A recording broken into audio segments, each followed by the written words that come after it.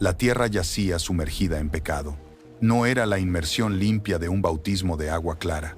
Era un ahogamiento en fango moral, un cieno espeso y viscoso que se había filtrado en cada grieta de la existencia, alterando la esencia misma de la creación. El suelo parecía corrupto, las cosechas crecían con un matiz enfermizo, y el agua de los manantiales, aunque físicamente potable, dejaba un regusto a amargura en el alma. La maldad se había convertido en el aire, y respirar era un acto de complicidad.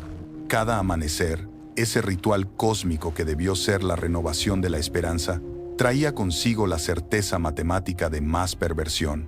El sol ascendía con lentitud resignada sobre un mundo que ya no merecía su calor.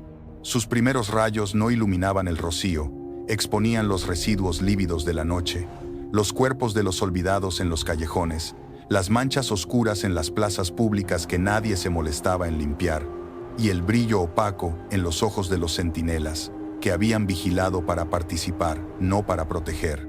Las ciudades, que en otro tiempo fueron concebidas como faros de civilización y progreso, Enoc, Irad, Sila, la orgullosa, se habían transformado en monumentos grotescos a la arrogancia humana.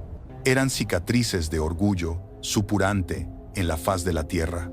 Sus torres, construidas con basalto pulido y hierro meteórico, apuntaban al cielo en desafío abierto, como dedos acusadores que retaban al Creador.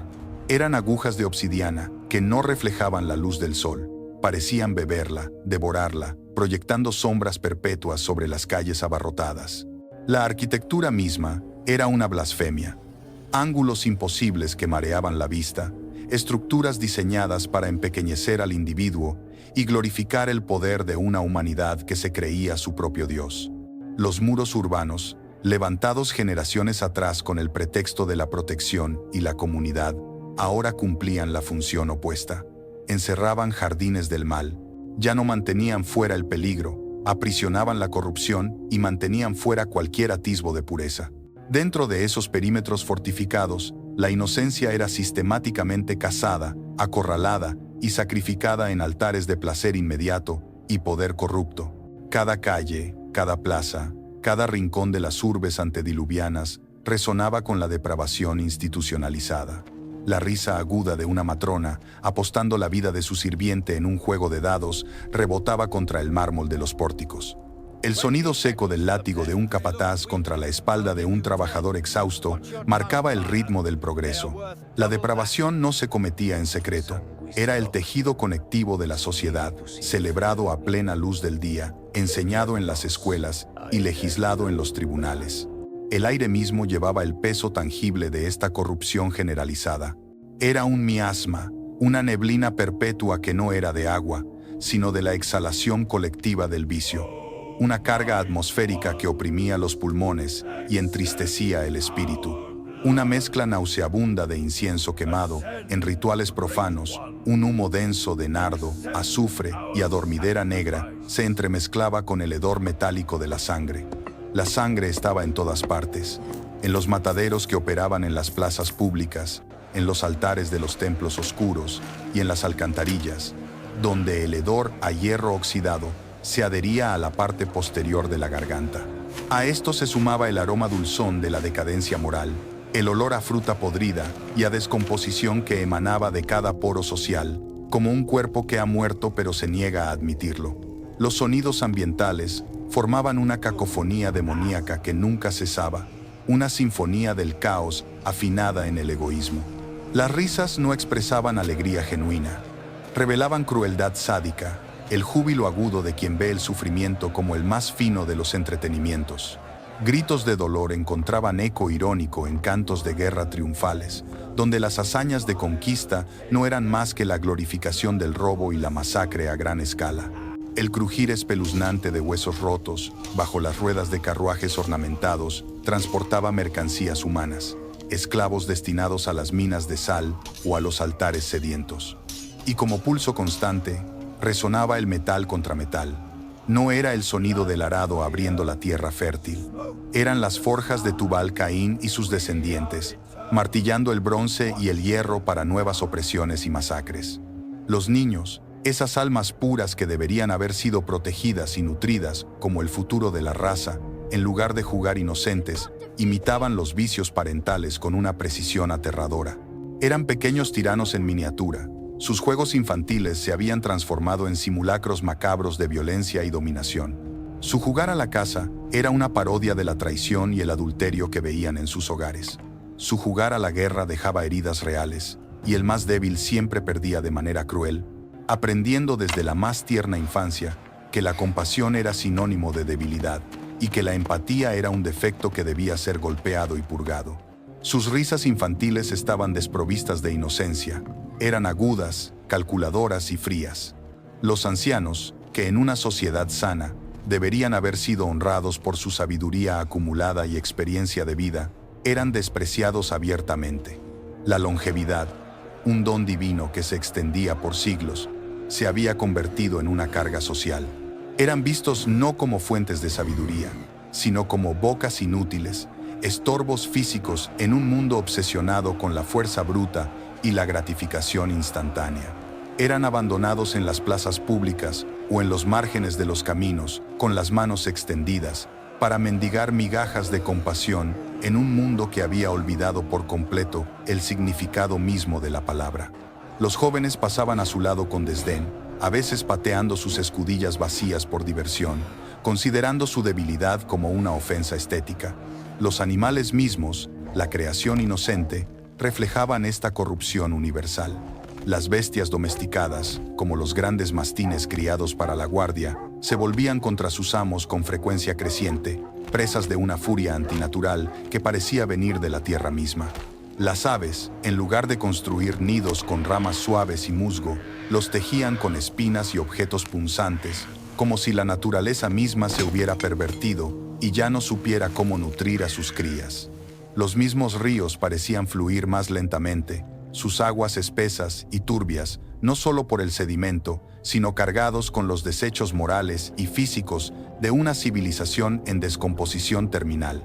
Eran una sopa tóxica de inmundicia y sangre, y los peces morían en sus orillas, con el vientre hinchado hacia un cielo indiferente.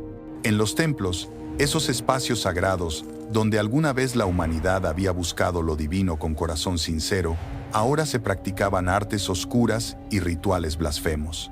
Las estatuas de dioses falsos, con múltiples brazos y rostros contorsionados por la lujuria y el poder, exigían sacrificios cada vez más depravados. Sacerdotes que deberían haber sido guías espirituales y modelos de virtud, se habían convertido en hechiceros cínicos, con los ojos inyectados en sangre por el humo de la adormidera negra y las manos manchadas permanentemente. Vendían maldiciones y pociones de olvido al mejor postor, susurrando promesas de poder temporal a cambio de la lealtad eterna del alma. La adoración genuina había sido completamente reemplazada por rituales complejos, donde se invocaban demonios y se hacían pactos sangrientos con sombras y entidades sin nombre a cambio de mejores cosechas o la muerte de un rival comercial. Las estaciones mismas parecían afectadas por esta corrupción moral generalizada. La tierra, violada y profanada, respondía con agonía. Los veranos eran más calurosos e inclementes, castigando la tierra con sequías inexplicables que agrietaban el suelo como una herida abierta que supuraba polvo. Los inviernos más crueles y largos, con ventiscas de hielo negro que mataban el ganado en los campos, como si la naturaleza misma protestara contra el mal que la habitaba, negándose a bendecir a quienes la había profanado. La tierra, diseñada originalmente para ser un jardín de delicias y armonía, se había convertido en un campo de batalla cósmico, donde cada ser humano luchaba contra todos los demás. La guerra no era la excepción, era el estado natural, una guerra sin sentido por recursos, placer y poder efímero. La noche ya no traía paz ni descanso, revelaba horrores peores bajo el manto de la oscuridad. Las orgías desenfrenadas bajo la luna indiferente no eran actos secretos de rebelión, sino festivales cívicos. Los sacrificios humanos rituales a estrellas mudas se realizaban en los zigurats para asegurar la fortuna. El sonido de puertas cerrándose y cerrojos echándose no era para proteger a los seres queridos, era para ocultar secretos innombrables y crímenes sin nombre de los vecinos. El concepto mismo de familia se había desintegrado por completo. Era una unidad de conveniencia, no de afecto. Padres vendían hijos por deudas insignificantes o placeres momentáneos. Esposos traicionaban esposas como si fuera un deporte cruel, y las esposas respondían con veneno y engaño. Hermanos se convertían en enemigos mortales por herencias triviales o rencillas sin importancia real, y el parricidio era un tema común en las canciones populares. La justicia era una burla macabra, una pantomima grotesca de lo que alguna vez había sido. La balanza que sostenían las estatuas frente a los tribunales era un adorno irónico. Jueces corruptos, con túnicas manchadas de vino y sobornos, vendían sus veredictos al mejor postor sin el más mínimo remordimiento. El mazo del juez no caía al son de la verdad, sino al son del oro. Guardias que deberían proteger a los ciudadanos, protegían abiertamente a los sindicatos criminales y oprimían sistemáticamente a los inocentes, pues la inocencia era una presa fácil. Las leyes se escribían y reformaban no para establecer orden y equidad, sino para consolidar el poder de los gobernantes corruptos y sus secuaces, creando laberintos legales, donde solo los ricos y los despiadados encontraban la salida. La música, ese arte que debería elevar el alma hacia lo divino y conectar a la humanidad con la belleza trascendente, se había convertido en ritmos hipnóticos y repetitivos, impulsados por tambores de piel humana, que incitaban abiertamente a la violencia y la lujuria desenfrenada. No buscaban la armonía, sino el frenesí.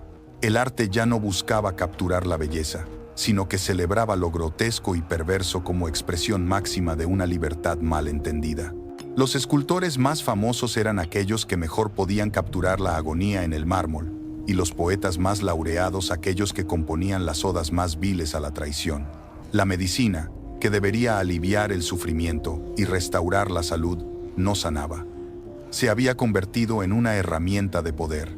Los médicos prolongaban deliberadamente el sufrimiento por ganancia económica, manteniendo a los pacientes en estados de agonía controlada para extraer más riquezas de familias desesperadas. El médico no era un sanador, sino un extorsionista que traficaba con el dolor. La agricultura, en lugar de alimentar la vida, envenenaba lentamente a todos con cosechas cultivadas mediante métodos blasfemos, irrigadas con agua contaminada y consagradas con sacrificios sangrientos a deidades falsas que demandaban cada vez más sufrimiento. El comercio era un sistema sofisticado de robo institucionalizado, donde el fuerte siempre devoraba al débil, sin el más mínimo remordimiento, considerando la explotación no como un vicio, sino como la virtud empresarial suprema. No quedaba un solo rincón puro en la tierra, no quedaba un pensamiento completamente limpio en la mente humana, no quedaba una acción genuinamente desinteresada en el corazón del hombre. Cada respiración, cada latido cardíaco, cada momento de existencia consciente estaba contaminado por una corrupción total que había alcanzado niveles cósmicos. Había infectado no solo a la humanidad, sino que resonaba en el tejido mismo de la realidad. La humanidad había cruzado un umbral del que no había retorno posible. Habían sellado su destino colectivo, no con un acto singular de maldad espectacular, sino con millones de actos pequeños de crueldad cotidiana, egoísmo sistemático y perversión gradual, que se acumulaban como gotas de lluvia en un océano de maldad que ahora desbordaba todas sus orillas morales. La paciencia divina, que se había extendido misericordiosamente por generaciones, dando oportunidad tras oportunidad para el arrepentimiento genuino, había llegado finalmente a su límite absoluto. La creación misma gemía bajo un peso moral insoportable. Era un lamento cósmico que resonaba en cada átomo. Los árboles parecían inclinarse permanentemente, no por el viento, sino bajo la carga de lo que tenían que presenciar día tras día. Las rocas mostraban grietas profundas, no por la erosión, sino como si no pudieran soportar presenciar tanta maldad sin quebrarse de vergüenza. Los mismos ríos corrían con desgana hacia el mar, como si quisieran lavarse de la contaminación espiritual que arrastraban. El sol parecía más tenue en su brillo habitual, la luna más pálida en su resplandor característico, las estrellas más distantes en su centelleo natural, como si el cosmos entero se estuviera alejando con disgusto palpable de esta mancha de corrupción en una creación otrora perfecta. Y en medio de este paisaje desolador de tinieblas morales absolutas, Un solo punto de luz persistía. No era una antorcha desafiante, ni un faro que pretendiera guiar a nadie. Era tenue pero inquebrantable, como la última vela en una noche eterna que se negaba tercamente a ser extinguida por los vientos huracanados del mal desatado. Este punto de luz era un hombre llamado Noé. Caminar por las calles de la ciudad más cercana era para Noé una tortura espiritual. No era un ermitaño, era un hombre de familia, un agricultor, un constructor. Tenía que comerciar, tenía que moverse entre ellos. Veía al mercader que usaba pesas trucadas, al magistrado que aceptaba un soborno a plena luz del día, a los niños que torturaban a un perro en la cuneta, y ellos lo veían a él. Su integridad personal brillaba con más fuerza, precisamente porque todo a su alrededor era oscuridad profunda. Su rectitud no era ruidosa ni ostentosa, no predicaba en las esquinas, ni condenaba en voz alta. Su justicia era quieta y constante. Consistía en pagar el precio justo, aunque supiera que lo estaban estafando, en tratar a sus pocos sirvientes con dignidad, en ser fiel a su esposa, Naama, y en enseñar a sus hijos un camino que el mundo había abandonado hacía siglos. Esta simple y llana decencia era, en sí misma, un insulto silencioso para todos los que lo veían. Cuando iba al mercado, los mercaderes se burlaban de él. «Aquí viene el justo», susurraban con sarcasmo. «Cuidado, no vayas a ofenderlo con tus ganancias». Lo evitaban, lo excluían, lo trataban como a un leproso moral. Sus propios parientes lejanos habían dejado de invitarlo a las festividades, cansados de su negativa silenciosa a participar en sus negocios fraudulentos o en sus rituales lascivos. Él soportaba el oprobio, regresando a su hogar cada atardecer con el peso del mundo sobre sus hombros. Miraba a sus hijos, Sem, Cam y Jafet, y veía en sus ojos la confusión de crecer en un mundo que les enseñaba que todo lo que su padre representaba era debilidad. En esos momentos, sentía la fe inquebrantable de que Dios aún veía y que sus caminos eran los correctos. Sentía el miedo profundo por el alma de sus hijos, temiendo que la presión abrumadora del mundo exterior finalmente quebrara su inocencia. Y conservaba la esperanza contenida, apenas una brasa moribunda, de que algo rompiera esa monotonía asfixiante de la maldad. Su rectitud era como el latido perseverante del corazón de la creación, que todavía recordaba a duras penas el diseño original del Creador. La comunicación divina llegó en uno de esos atardeceres. Noé no estaba en un templo, ni realizando un sacrificio. Estaba en el campo, revisando sus olivos, sintiendo la tierra seca y enferma bajo sus manos, preguntándose si valía la pena volver a plantar. No fue un trueno que estremece los cielos, ni la aparición de un ser de fuego. Fue una certeza silenciosa que brotó en lo más profundo de su ser. Un conocimiento íntimo que se instaló en su espíritu con la claridad cristalina y fría del agua de manantial en medio del desierto moral. No fueron palabras audibles vibrando en sus tímpanos, fue una comprensión inmediata y completa que llenó cada fibra de su conciencia con la terrible verdad y la gloriosa responsabilidad que cambiaría para siempre el curso de la historia humana. «He decidido el fin de toda carne», resonó la verdad en su interior más íntimo, «porque la tierra está llena de violencia por causa de ellos. He aquí, yo los destruiré con la tierra». Las palabras no llegaron con la ira furiosa de un Dios vengativo e impulsivo. Llegaron impregnadas de una tristeza infinita, el dolor desgarrador de un creador, de un artista, que debe tomar la decisión de destruir su propia obra maestra, porque la corrupción se ha vuelto intratable. Era el pesar de un padre que debe disciplinar a sus criaturas rebeldes hasta el punto extremo de la aniquilación total. Noé sintió ese dolor cósmico como si fuera propio. La magnitud de la pena divina fue tan abrumadora que le atravesó el pecho como una lanza espiritual e hizo que sus rodillas cedieran. Cayó al polvo, no por miedo al castigo venidero, sino por compartir el pesar divino ante la necesidad trágica de este juicio final. Sus hombros se sacudieron, pero no emitió sonido.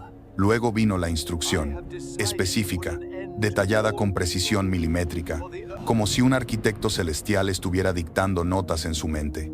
Los planos complejos de salvación se grabaron en su conciencia con una claridad que trascendía toda comprensión humana normal.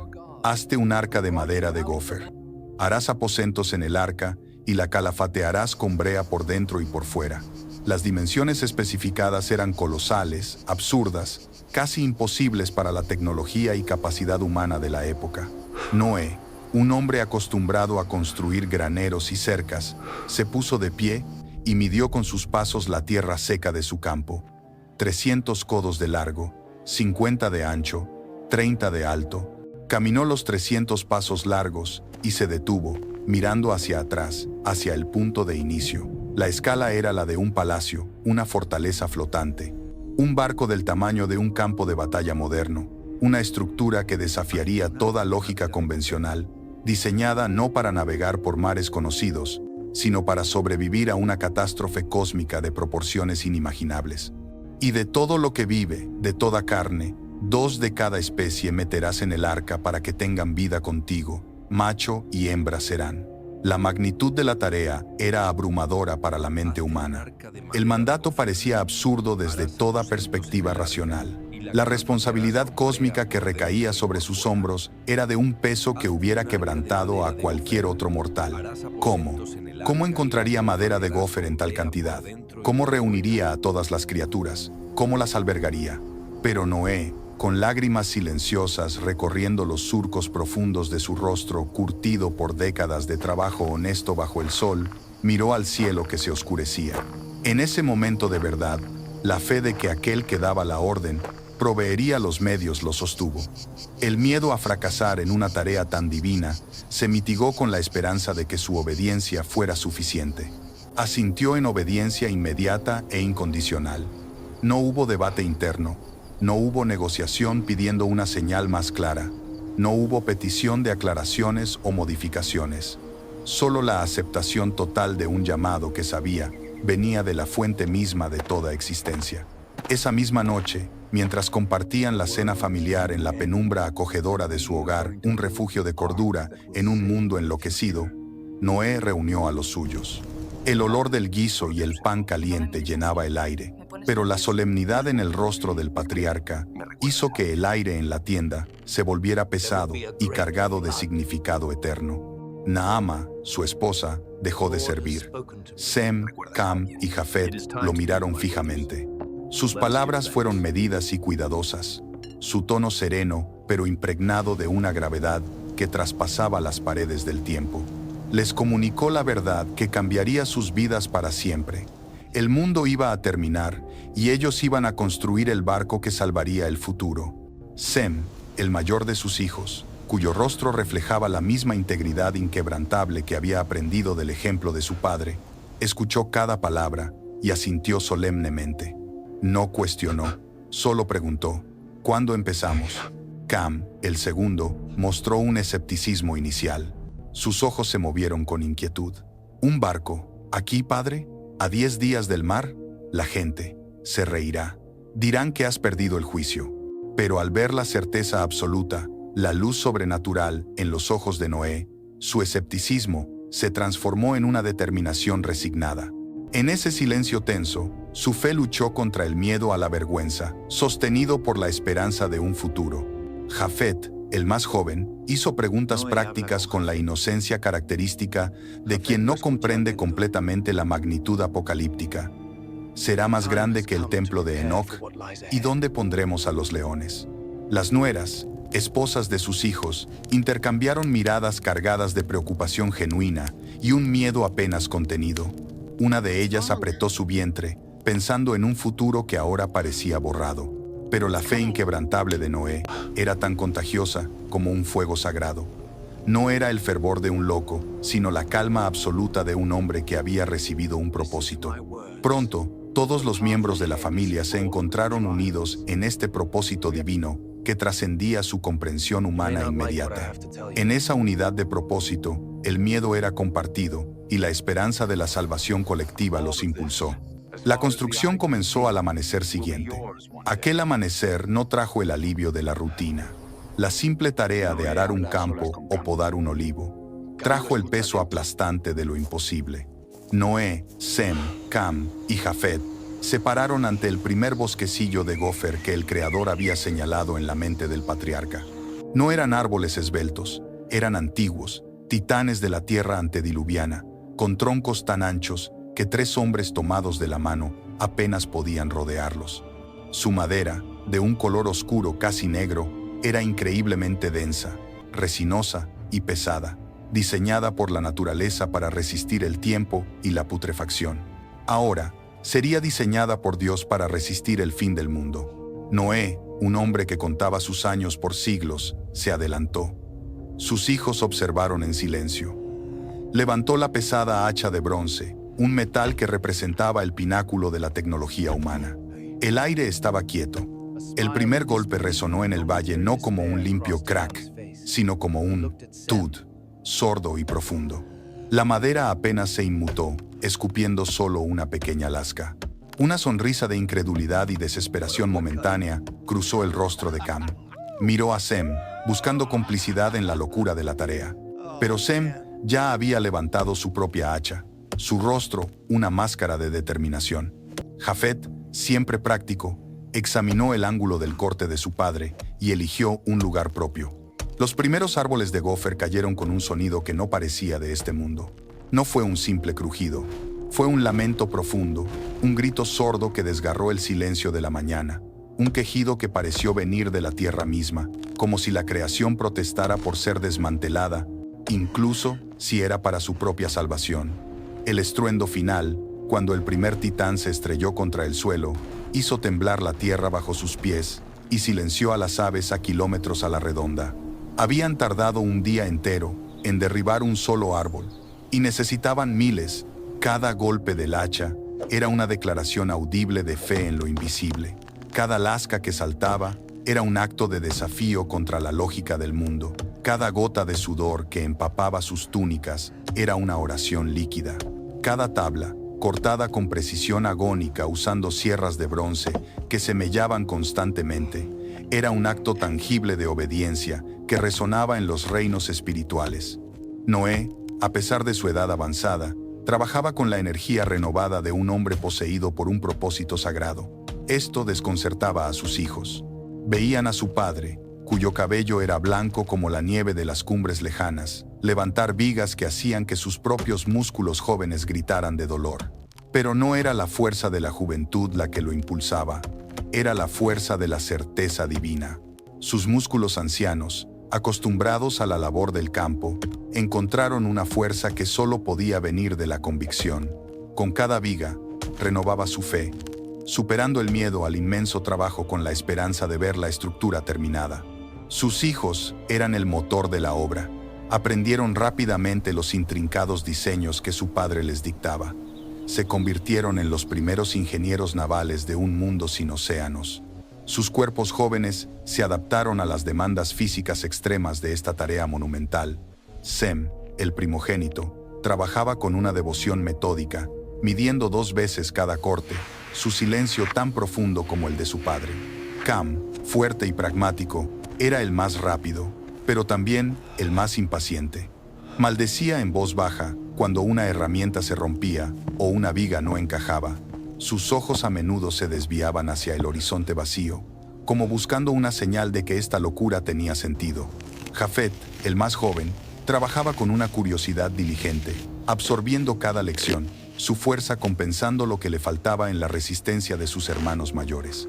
Las nueras se dedicaron a roles de apoyo, que eran, en verdad, el corazón que mantenía vivo el proyecto. Naama, la esposa de Noé, dirigía la logística con una sabiduría silenciosa. Ellas preparaban comidas que alimentaran cuerpos exhaustos, acarreando agua desde el pozo lejano, moliendo grano para hornear pan en hornos de barro, salando carne para preservarla. Mantenían las innumerables herramientas, horas y horas cada noche, bajo la luz de las lámparas de aceite, afilando las hojas de bronce melladas contra piedras de amolar. Ayudaban en las tareas menores, que no eran menores en absoluto, tejiendo las cuerdas de fibra gruesa, recogiendo la resina de los árboles caídos y, sobre todo, hirviendo la brea. El sonido constante de la obra pronto se convirtió en la banda sonora permanente de sus vidas, un acompañamiento acústico que definiría sus días y atormentaría sus noches. Era el metrónomo implacable de la obediencia, el crujir característico de la madera de gofer siendo trabajada, el golpe rítmico de 4, 5, 6 martillos que resonaba en el valle como tambores de destino, un sonido que viajaba kilómetros y que pronto atraería la atención.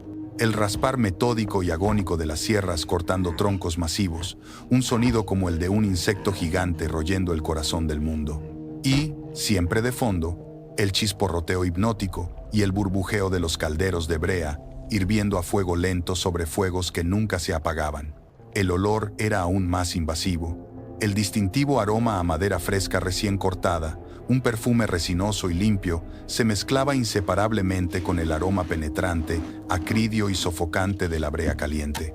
Ese olor a alquitrán se impregnó en su ropa, se metió en su piel, tiñendo sus manos de negro, se aferró a su cabello, se volvió parte fundamental de su identidad misma. A kilómetros de distancia, la gente podía olerlos antes de verlos. Era el hedor de la locura, el perfume de la salvación. Los meses se convirtieron en años. La familia operaba en un aislamiento autoimpuesto, su mundo reducido a los planos en la mente de Noé y la pila creciente de madera. Primero, la quilla, una viga descomunal, tan larga que desafiaba la imaginación, colocada sobre bloques de piedra tallada. Luego, lentamente, las costillas comenzaron a elevarse, una a una, como los huesos de un leviatán imposible varado en medio de la llanura. A medida que el esqueleto gigantesco del arca comenzó a levantarse contra el cielo, como un presagio tangible, se convirtió en una presencia imposible de ignorar en el paisaje. Era una estructura tan descomunal que alteraba permanentemente la geografía visual de la región entera. Era más grande que cualquier templo, más imponente que cualquier palacio de los reyes dioses de la época, y estaba en medio de la nada. Los primeros curiosos llegaron cautelosamente. No fue una multitud, al principio. Fue un pastor llamado Elam, que guiaba su rebaño a nuevos pastizales y se detuvo, congelado, al ver la estructura imposible elevándose en el valle de Noé. Se acercó, con los ojos muy abiertos, su cayado apretado en la mano. Vio a la familia, sus cuerpos cubiertos de sudor y brea, sus rostros marcados por una fatiga que parecía tener décadas. «Noé, hijo de Lamec», dijo Elam, su voz temblando entre la reverencia y la burla. «¿Qué es esto? ¿Un nuevo templo para un dios desconocido? ¿O una fortaleza contra los gigantes del norte?» Noé dejó su martillo. El silencio repentino fue ensordecedor. Se limpió el sudor de los ojos con un antebrazo manchado de alquitrán. «Es un arca, Elam», respondió Noé, su voz tranquila. Elam frunció el ceño. «¿Un arca? ¿Como un cofre gigante para guardar tu grano? Tienes que ser el hombre más rico del mundo». «Un barco», corrigió Noé suavemente. La palabra quedó suspendida en el aire seco y polvoriento. Elam miró a su alrededor. Miró las llanuras áridas que se extendían en todas direcciones. Miró el lecho seco del río estacional, que no había visto agua en meses. Miró al cielo, de un azul brillante e implacable, sin una sola nube. Entonces rió. No fue una risa cruel, al principio. Fue una risa de pura, genuina e incrédula absurdidad. Una risa que sacudió todo su cuerpo. «Un barco», exclamó, golpeando su muslo. «Noé, siempre fuiste un hombre extraño, pero esto supera todo. ¿Un barco? Aquí, en medio de la llanura donde el agua más cercana es un pozo, el gran río está a 10 días de camino a pie. ¿Y qué piensas hacer, anciano? ¿Rezar para que la lluvia llene el valle?» La familia dejó de trabajar. Sem miró al suelo, su mandíbula apretada. Cam apretó el mango de su hacha, sus nudillos blancos. Noé respondió con una paciencia que parecía infinita, una calma que era más inquietante que cualquier ira. «La lluvia vendrá, Elam, una lluvia como nunca has visto, llenará este valle, y cubrirá las colinas, y cubrirá las montañas. Es la palabra del Creador, y está dando tiempo para el arrepentimiento». La risa de Elam se cortó de golpe. Vio la certeza absoluta en los ojos de Noé. No era la mirada de un constructor orgulloso, ni la chispa de un comerciante astuto, era la mirada de un profeta. Y en ese mundo corrupto no había nada más aterrador, ni más digno de burla que la certeza moral. Elam retrocedió un paso. La locura era una cosa, la convicción de esta magnitud era otra, era peligrosa. «Estás loco, anciano», escupió Elam, su tono ahora sí cargado de desprecio. Tu creador te ha secado el cerebro. Se dio la vuelta y se apresuró a volver con su rebaño, como si temiera que la demencia fuera contagiosa. Noé lo observó marchar. En aquel momento, la fe lo sostuvo, a pesar del miedo de que Elam fuera el primero de muchos, manteniendo la esperanza menguante de que tal vez uno escuchara. Los visitantes se iban, sacudiendo sus cabezas incrédulos. Elam no guardó silencio. Contó la historia en el siguiente mercado, en la siguiente taberna. La historia del loco, que construía un barco en tierra seca, se convirtió en el chiste favorito del año, una anécdota divertida para compartir. Con el tiempo, a medida que la estructura crecía año tras año, volviéndose cada vez más imposible de ignorar primero el armazón, luego los 3 pisos interiores, luego el revestimiento exterior, la burla se volvió más cruel y personal. La curiosidad inicial se transformó en un entretenimiento semanal. Grupos de jóvenes ociosos de las ciudades cercanas venían los días de descanso específicamente para reírse del zoológico de Noé o la locura del viejo. Traían frutas podridas y piedras. En esos encuentros, la fe de Noé era probada. El miedo a la injuria se volvía palpable, pero la esperanza en el mandato divino lo hacía persistir. Lanzaban las piedras contra los costados de la estructura en desarrollo, el sonido sordo de la roca contra la madera de gofer rompiendo el ritmo de los martillos. Gritaban insultos que resonaban en el valle. Noé, navegando pronto. Cuidado con la gran sequía, capitán. Una noche, dibujaron grafitis obscenos en las tablas inferiores, imágenes viles que Cam tuvo que raspar furiosamente al amanecer siguiente, maldiciendo a los vándalos y, en voz baja, al proyecto que los había convertido en el hazmerreír del mundo. En una ocasión particularmente peligrosa, un grupo de borrachos enfurecidos, envalentonados por el vino y el odio a la rectitud implícita de Noé, trató de prender fuego a una pila de madera, cuidadosamente apilada y curada. Pero mientras las llamas comenzaban a lamer la madera seca, una tormenta repentina e inusual, una rareza en esa estación, surgió de la nada. Una lluvia torrencial e inesperada llegó en el momento exacto, apagando las llamas incipientes y empapando a los vándalos, que huyeron gritando que el viejo había convocado a los demonios del aire. Noé vio estas provocaciones constantes, no como ataques personales que merecían respuesta, sino como pruebas divinas de su fe perseverante. Eran el ruido del mundo condenado, y él estaba construyendo la vasija del silencio y la salvación. Su fe se afirmaba con cada golpe, venciendo el miedo a la oposición con la esperanza de un juicio justo. Cada martillazo que resonaba en el valle era una oración audible al cielo, una respuesta a las burlas. Cada tabla colocada con precisión milimétrica era un acto de adoración silenciosa. Cada clavija de madera, cuidadosamente ajustada y sellada con brea, era un voto de obediencia inquebrantable. Mientras trabajaba incansablemente día tras día, año tras año, su mente meditaba en la naturaleza dual del juicio venidero, la justicia aterradora y necesaria, y la misericordia incomprensible que inexplicablemente permitía la salvación de su familia. Veía a sus burladores, no como enemigos que merecían desprecio, sino como almas ahogándose, ya condenadas por su propia elección persistente, y oraciones silenciosas por su redención final salían de su corazón, incluso cuando estos mismos le lanzaban insultos y piedras. Los años pasaron, las décadas se acumularon, 50 años, 70, 100. El arca se convirtió en un hecho consumado en el paisaje. Dejó de ser una novedad. Era un monumento permanente a la locura de un hombre. Los niños que habían lanzado piedras crecieron, tuvieron sus propios hijos y les enseñaron a burlarse del viejo Noé y su barco inacabado.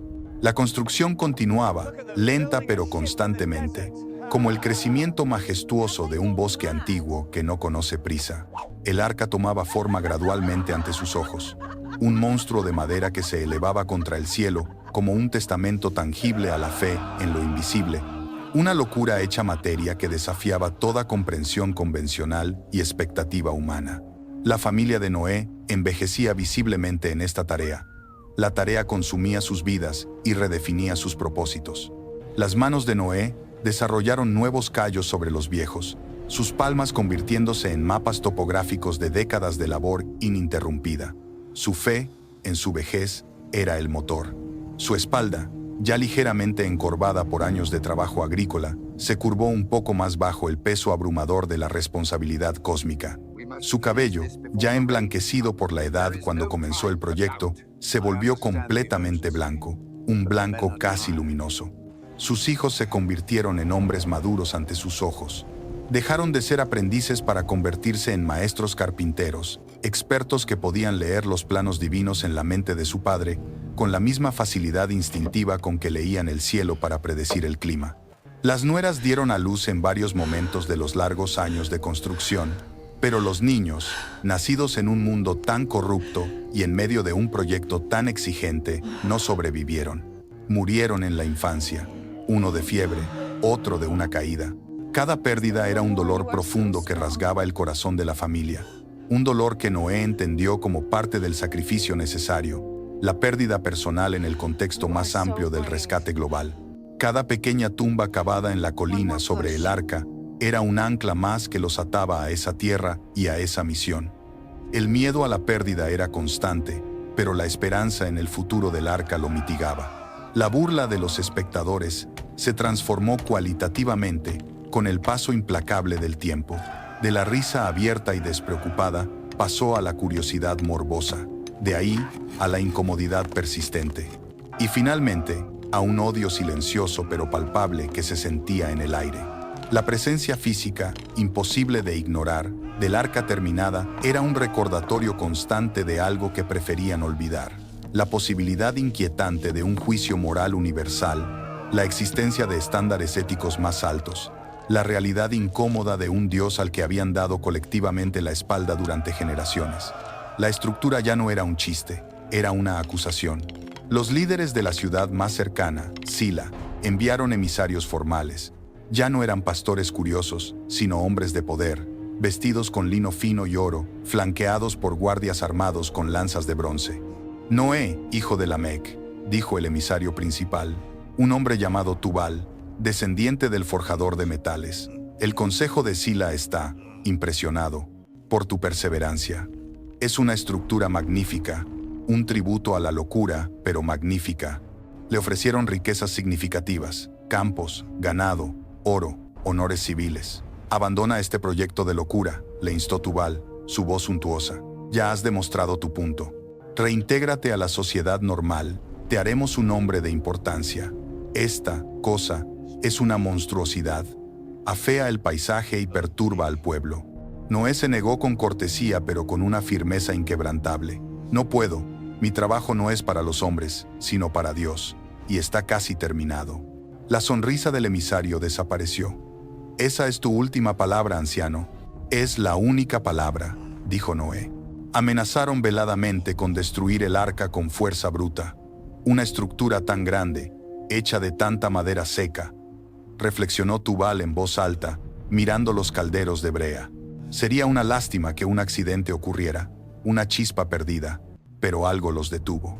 Quizás un respeto residual por la edad imposible de Noé y su persistencia sobrehumana, o un miedo supersticioso a su Dios invisible, el único Dios que no tenía un templo lleno de oro y sacrificios, o, más probablemente, simplemente la enormidad práctica de la tarea de desmantelar o quemar semejante estructura. Así que se fueron, profiriendo amenazas vacías, dejando a la familia sola una vez más. Las estaciones giraban en su ciclo eterno, mientras la construcción avanzaba metódicamente. La primavera traía flores silvestres que brotaban alrededor de la base del arca, y Noé las veía como recordatorios efímeros de la belleza que sería destruida irrevocablemente. Su fe se aferraba a estos pequeños indicios de vida. El verano traía un calor abrasador que hacía que la brea hirviera y burbujeara en los calderos como un presagio del infierno venidero. El otoño traía hojas multicolores que caían sobre la cubierta del arca, lágrimas silenciosas de la creación que presagiaba su propio fin. El invierno traía un frío penetrante que entumecía los dedos, pero no lograba congelar el propósito divino que lo sostenía. A través de todas las estaciones, durante 120 años, el sonido del trabajo continuaba imperturbable. La banda sonora constante de una fe que se negaba a morir ante el ridículo, la oposición abierta o la indiferencia general. En los últimos años, Noé comenzó a notar cambios sutiles, pero inquietantes en el mundo natural que los rodeaba. Su profunda conexión con el Creador le permitía notar estos signos. Los animales se comportaban de manera extraña e inexplicable. Las aves migratorias volaban en patrones inusuales, chocando entre sí fuera de temporada. Los roedores cavaban madrigueras más profundas de lo normal, en terrenos elevados. Los insectos parecían multiplicarse en números anómalos, plagas que devoraban cosechas que ya crecían con dificultad. El cielo, a veces, tenía un tinte verdoso enfermizo al atardecer, un color que nunca había visto antes en sus 600 años de vida observadora. El viento parecía susurrar advertencias en un lenguaje antiguo que solo su espíritu, sintonizado con lo divino, podía entender intuitivamente. Sabía con certeza creciente que el tiempo de gracia se acortaba rápidamente. Cada golpe de martillo era más urgente que el anterior. El reloj cósmico marcaba sus últimas horas.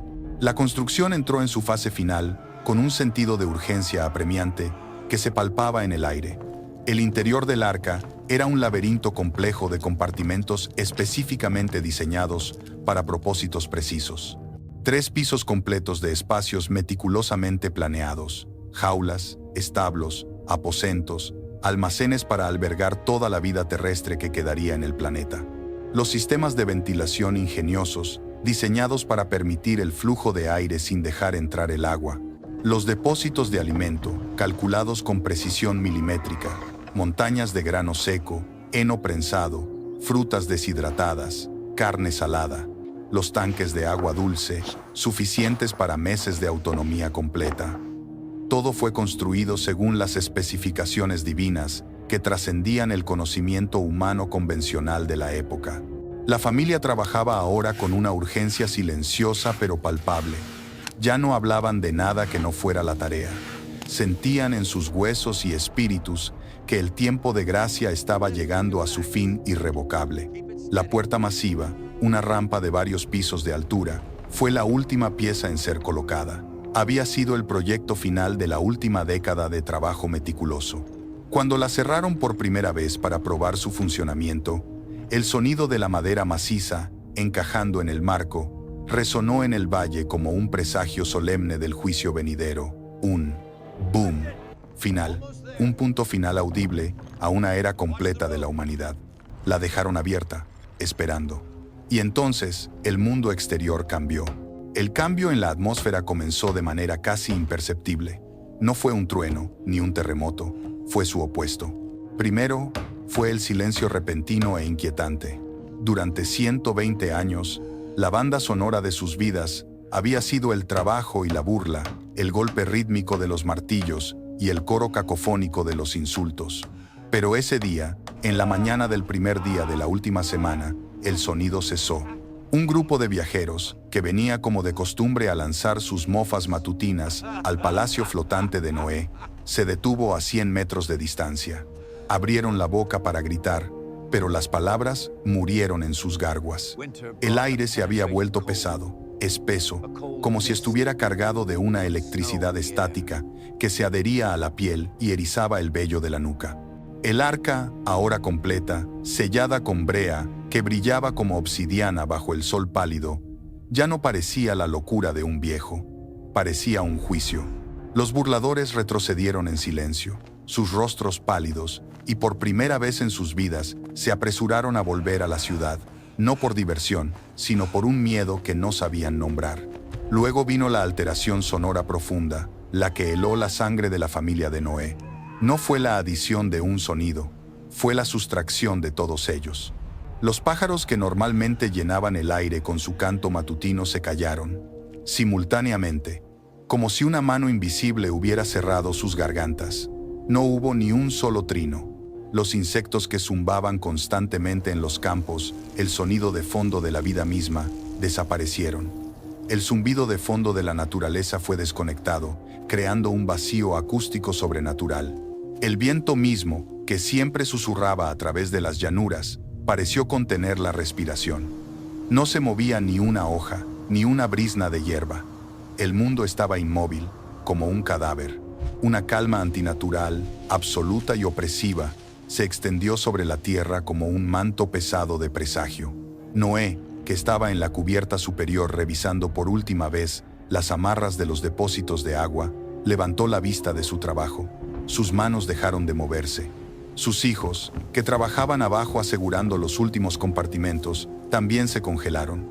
Se miraron unos a otros a través de la vasta estructura, sus ojos abiertos de par en par. El patriarca, con su espíritu afinado a lo divino después de décadas de comunión constante, supo inmediatamente lo que estos signos significaban. No era paz, era el vacío antes del colapso. Reunió a su familia en el vasto compartimento central del arca. En ese momento de certeza, la fe se impuso al miedo más profundo, con la esperanza de que el plan seguía su curso. Bajó lentamente por la rampa interior. Estaban todos allí. Naama, su rostro una máscara de aprehensión. Sem, sólido y silencioso. Cam, pálido, su habitual sarcasmo reemplazado por un terror apenas disimulado. Jafet, que temblaba ligeramente pero mantenía su puesto. Las nueras se agrupaban, sus manos entrelazadas con tanta fuerza que sus nudillos estaban blancos. Noé los miró, uno por uno. Su voz, cuando habló, no fue un grito, pero resonó en el silencio absoluto como el golpe de un mazo. El tiempo ha llegado, hoy comenzará la reunión. No hubo necesidad de más explicaciones. 120 años de preparación espiritual y práctica habían llevado a este momento culminante. La fe abstracta estaba a punto de encontrarse con la realidad tangible. La primera señal visible no fue en el cielo, fue en la tierra. Jafet, apostado como vigía en la entrada, fue el primero en verlo. «Padre», dijo, su voz quebrada. «Polvo». Noé salió y se paró en la parte superior de la rampa masiva. Miró al horizonte. Una nube de polvo distante crecía en el horizonte occidental, pero mientras observaba, vio otra nube al este, y luego otra al norte, y otra al sur. No era la nube característica de una tormenta de arena, ni la polvareda identificable de un ejército en marcha. Era algo completamente diferente en textura y comportamiento. No eran nubes caóticas, eran líneas, columnas organizadas, más orgánicas, más vivas, convergiendo todas hacia un solo punto en el planeta, el arca. Mientras se acercaban lentamente, con una determinación inexorable, pudieron discernir que eran manadas masivas de animales, pero no como cualquier manada que hubieran visto antes. Venían en parejas perfectamente formadas, macho y hembra. Se movían con una determinación sobrenatural, un instinto divino que trascendía completamente los patrones de migración conocidos, las barreras geográficas y el miedo mutuo. Los primeros en llegar fueron los elefantes, dos gigantes majestuosos, una pareja de la era primigenia, cuyos pasos rítmicos y coordinados hacían temblar la tierra bajo sus pies masivos. No avanzaban con pánico, sino con una solemnidad regia. Subieron la rampa, que crujió bajo su peso, y sus ojos grandes e inusualmente sabios miraron a Noé con un reconocimiento profundo. La fe de Noé se hizo tangible en ese milagro. Era una mirada que trascendía toda comprensión animal normal, como si entendieran completamente su papel crucial en este drama cósmico. Noé puso una mano temblorosa en el costado del macho, y la bestia se inclinó levemente antes de entrar en el establo designado, que se ajustaba a su tamaño a la perfección. Detrás de ellos venían las jirafas, sus cuellos increíblemente largos estirados hacia el cielo, como si buscaran una última mirada al sol antes del juicio venidero. Luego, los leones. Dos de ellos, un macho con una melena oscura y una hembra esbelta, pero no venían cazando, no rugían para marcar territorio. Caminaban con una calma aterradora, sus músculos ondulando, sus ojos dorados fijos en la entrada del arca. Lo verdaderamente milagroso, lo que hizo que Naama ahogara un sollozo, no era solo la procesión ordenada, era la paz sobrenatural que reinaba entre especies normalmente antagónicas. Depredador y presa caminaban uno al lado del otro, en columnas paralelas, sin miedo visible, sin agresión latente, sin la tensión constante de la cadena alimenticia que normalmente definía sus interacciones. El lobo y el cordero, el leopardo y la cabra, el oso y el venado, el gato montés y el ratón del campo. Todos se movían en una armonía perfecta, como en una visión profética del Edén restaurado temporalmente. El instinto asesino había sido divinamente suspendido. La sed de sangre había sido reemplazada por un propósito unificado. Era como si el mundo, como debería ser, como había sido originalmente diseñado antes de la caída, hubiera regresado por un breve momento previo al juicio, un vistazo fugaz de la creación redimida. Las aves llegaron en bandadas tan densas y organizadas que oscurecían literalmente el cielo. Era un río de plumas. Águilas majestuosas volaban junto a palomas modestas. Buitres ominosos compartían el aire con colibríes vibrantes. Cada especie encontraba su camino preciso hacia las aberturas y perchas designadas en el piso superior del arca, como si siguieran un mapa invisible dibujado en sus corazones. Los reptiles se deslizaban en parejas coordinadas, formando un tapiz viviente sobre el suelo. Serpientes que normalmente se habrían evitado entre sí por instinto de supervivencia, ahora se movían en sincronía perfecta, sus escamas brillando con los colores del arco iris que pronto prometería un nuevo comienzo. Los insectos llegaron en enjambres organizados que formaban patrones complejos en el aire, una nube zumbante que entraba por las ventilas, mariposas de colores imposiblemente vibrantes, escarabajos con caparazones iridiscentes, abejas zumbando una canción de propósito divino. Cada criatura, desde el mamut más grande hasta el mosquito más pequeño, encontraba su lugar designado instantáneamente. La familia de Noé, que se había preparado para el caos, para la lucha, para tener que enjaular a bestias a la fuerza, se encontró en cambio como simple espectadora, como ujieres en un teatro divino. Trabajaban incansablemente contra el reloj, apenas hablando, guiando con gestos a los animales hacia sus compartimentos específicos con una eficiencia sobrenatural. No hubo confusión, no hubo errores de ubicación, no hubo conflictos. Un conocimiento instintivo guiaba a cada criatura a su espacio. Los elefantes masivos encontraron su establo. Los felinos se acomodaron en sus jaulas sin protesta ni signos de estrés. Las aves se posaron. El arca, que había parecido tan vasta y vacía durante su construcción solitaria, ahora se llenaba progresivamente con el sonido multidimensional de la vida. Gruñidos profundos, mugidos, trinos, zumbidos, el roce de escamas y el golpeteo de pezuñas, todos mezclándose en una sinfonía compleja de supervivencia cósmica. Pero notablemente, no era el sonido caótico de un zoológico sobrepoblado. Había una paz palpable, una calma inquebrantable que solo podía venir de la mano divina dirigiendo cada movimiento. Mientras los animales entraban en un flujo constante, Noé notó algo extraordinario que expandía su comprensión. Su fe crecía con cada especie que veía. No solo llegaban las especies comunes que conocía de su región, llegaban criaturas que nunca había visto, bestias de tierras lejanas que ningún ojo humano había contemplado, animales con colores y formas que desafiaban la imaginación, lagartos con volantes, mamíferos gigantes cubiertos de pelaje lanudo, aves que no podían volar pero corrían como el viento. Y el arca misma revelaba otro milagro de diseño. Era más grande por dentro de lo que parecía por fuera, un misterio espacial que se expandía misteriosamente para acomodar la asombrosa diversidad de la creación. Horas pasaron, luego días. El sol salía y se ponía sobre la procesión interminable. La familia trabajaba en turnos exhaustivos, durmiendo apenas, comiendo de pie. Noé permaneció despierto y alerta, de pie junto a la rampa. No comió, no durmió. Supervisó cada llegada con asombro reverente creciente. Su fe no conoció el descanso.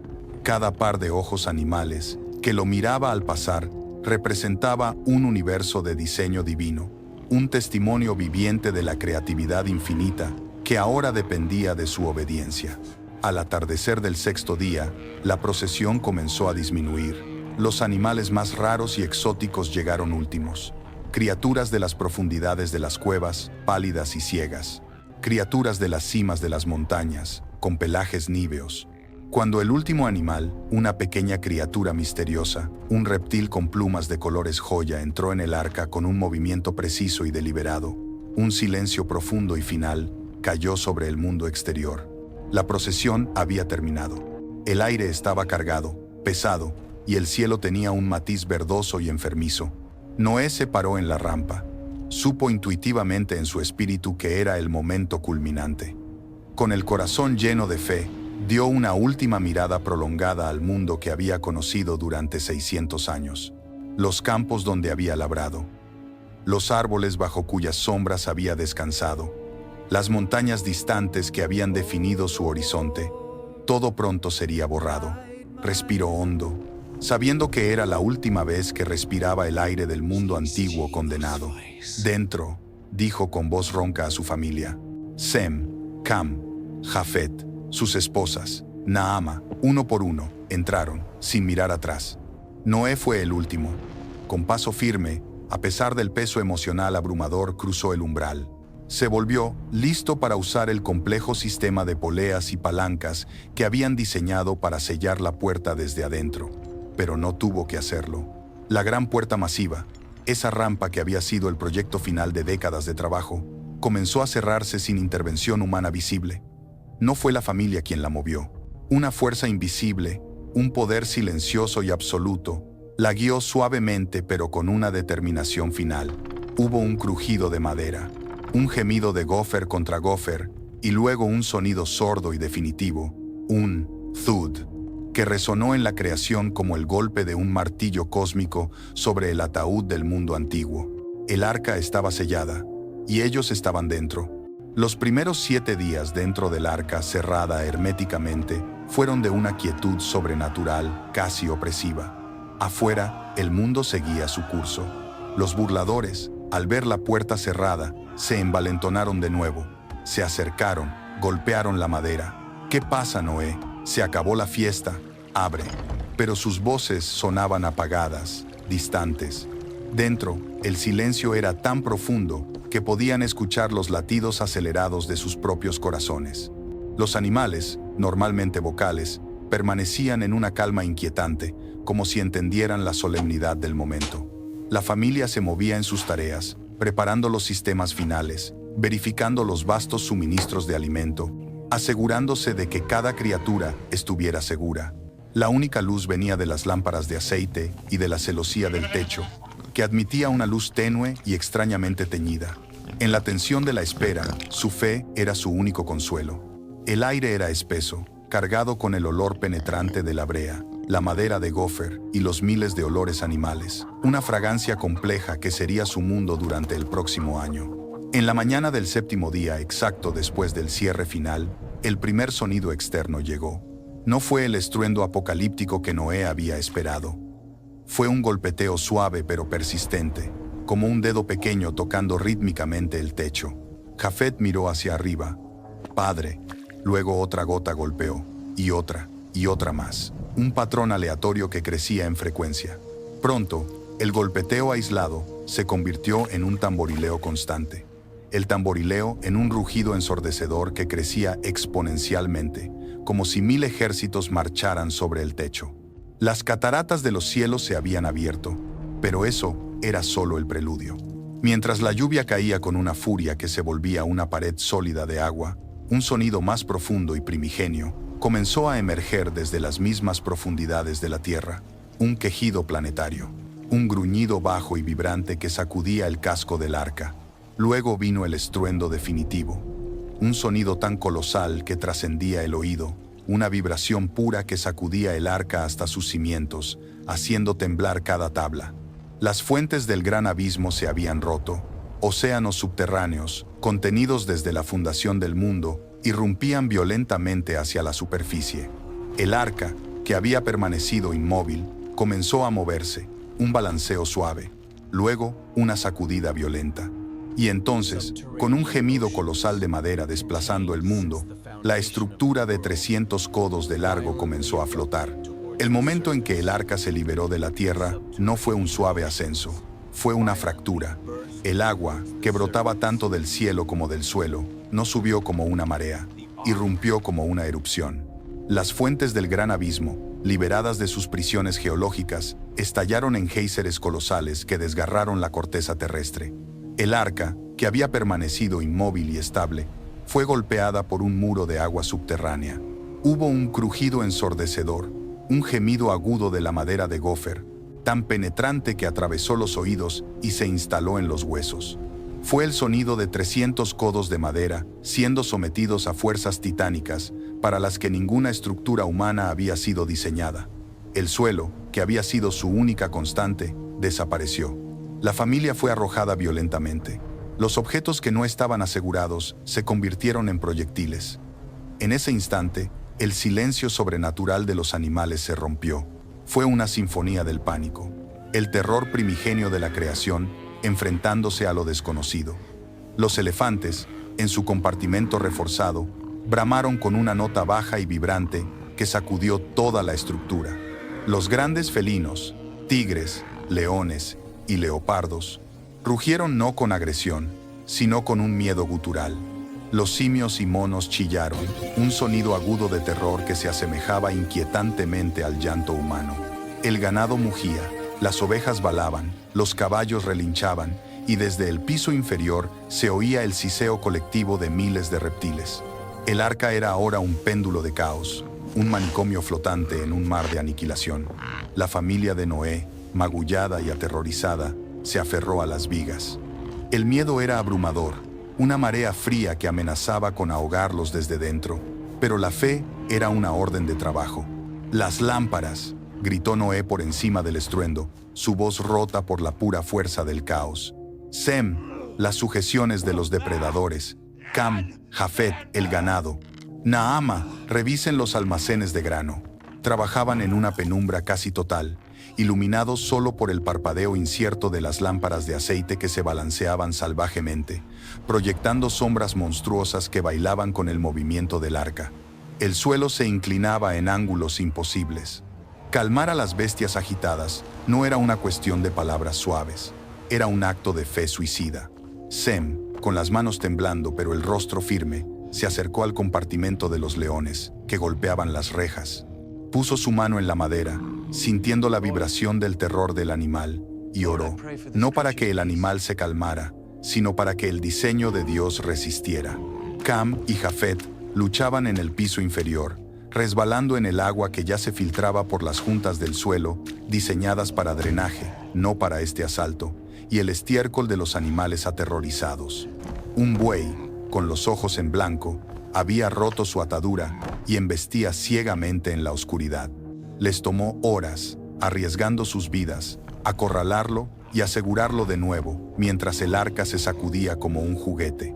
A través de las ventanas superiores reforzadas, las celosías diseñadas para el aire y no para la vista, podían ver fragmentos del fin del mundo. No era lluvia, era una cortina de agua tan densa que el concepto de gotas era irrelevante. Era el cielo colapsando.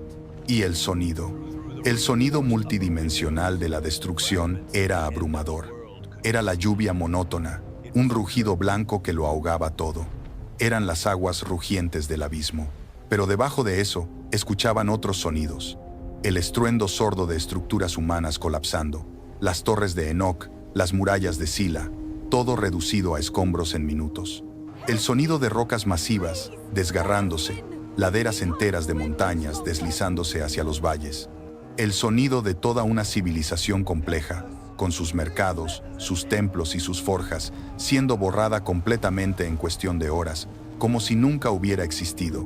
Y durante las primeras horas, el peor sonido de todos, los gritos. Gritos humanos, agudos y desesperados, que eran ahogados casi al instante por el rugido de los elementos.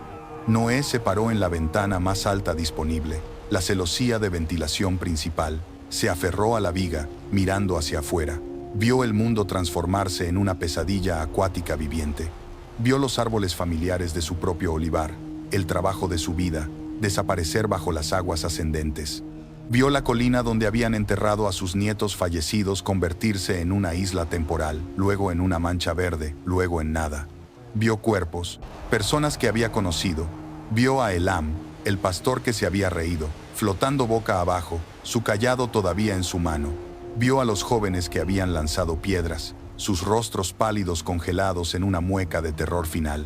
No sintió alegría malsana por la vindicación. No hubo un «se los dije» en su corazón. Sintió una tristeza tan profunda, tan vasta como el océano que ahora cubría el mundo, que le llenó el alma completamente hasta el borde.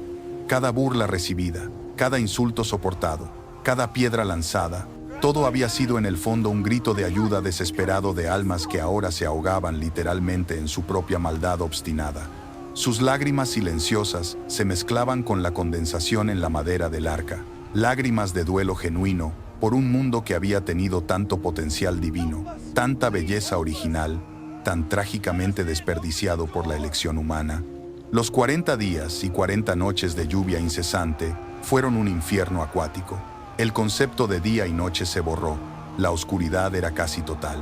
El sol había desaparecido completamente detrás de un manto de nubes tan espeso y bajo que ni siquiera el mediodía traía más que una penumbra enfermiza que se filtraba por la celosía del techo. Las lámparas de aceite, cuidadosamente administradas, eran su único sol. El arca era zarandeada violentamente, como una cáscara de nuez en manos de un gigante enfurecido que parecía decidido a probar cada junta y cada clavija. Olas del tamaño de montañas enteras, nacidas de la guerra entre las aguas del cielo y las del abismo, levantaban la embarcación masiva hasta alturas vertiginosas que quitaban el aliento. El estómago de la familia estaba en un nudo constante. El mareo era una tortura perpetua. Y luego, la nave caía abruptamente en abismos de agua oscura que parecían no tener fondo. En esos momentos, el silencio era casi peor. El momento de ingravidez, antes del impacto cataclísmico, cuando el arca golpeaba el fondo del Valle de la Ola, con un estruendo que hacía saltar a los animales, y amenazaba con partir la quilla. La familia aprendió a moverse en este ambiente inestable. Desarrollaron piernas de mar instintivas, moviéndose en sincronía con el balanceo, prediciendo las sacudidas. Los animales también se adaptaron notablemente.